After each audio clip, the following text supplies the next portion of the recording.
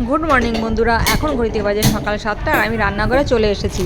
আর ছেলেমেয়ের জলখাবার হয়ে গেছে, ওরা ম্যাগি করে খেয়ে নিয়েছে। আর ম্যাগি এমনই একটা জিনিস যে আগে করা যাবে না, ঠান্ডা হয়ে যাবে, তাই আগে স্নান করে আশেপাশে সেরে এখন আমি ম্যাগি করতে চলে এসেছি। আর আমার ম্যাগিটাই এখন আমি করে নেব।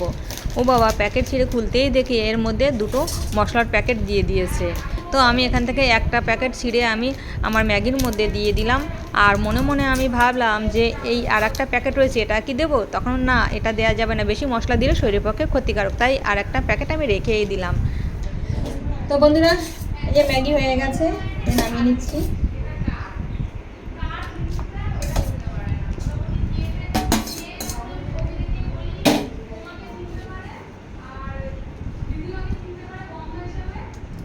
সকালবেলার জল খাবারটা বেশ জমিয়ে খাওয়া হবে। গরম খেতে পারবো? গরম।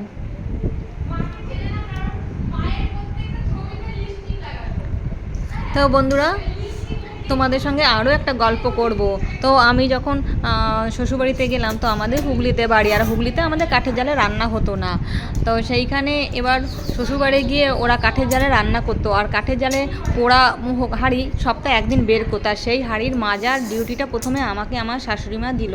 কিন্তু আমি তখন পোড়া হাঁড়ি কীভাবে তুলতে আমি কিছুই জানতাম না। আর ওই হাঁড়ির পেছনে যতক্ষণ কালি থাকবে ততক্ষণ তো সেটা এটোই ধরা হয়, তো সাদা না হলে সেটাকে আর ওপরে আনা যাবে না।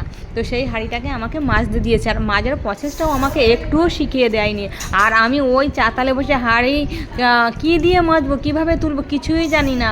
আমি তখন নারকেলের ছোবড়া দিয়েছে হাঁড়ি মাজতে, তো সেই নারকেলের ছোবড়া দিয়ে হাঁড়ি ঘষছি, তো উঠছে না। মাঝে মাঝে আমি হাত দিয়ে ঘষে ঘষে কালিগুলোকে নেওয়ার চেষ্টা করছি, দিয়ে তখন আমার হাতে ছাল উঠে রক্ত বেরিয়ে গেছে। তবু আমার শাশুড়িমা বলে দেননি যে ওটা একটা ইটের টুকরো নিয়ে ওটাকে ঘষো, তাহলে মাটি কালি ঝরে যাবে। তাই এইভাবেই আমাকে সাজা দিত আর নবউকে কোলে রাখতো।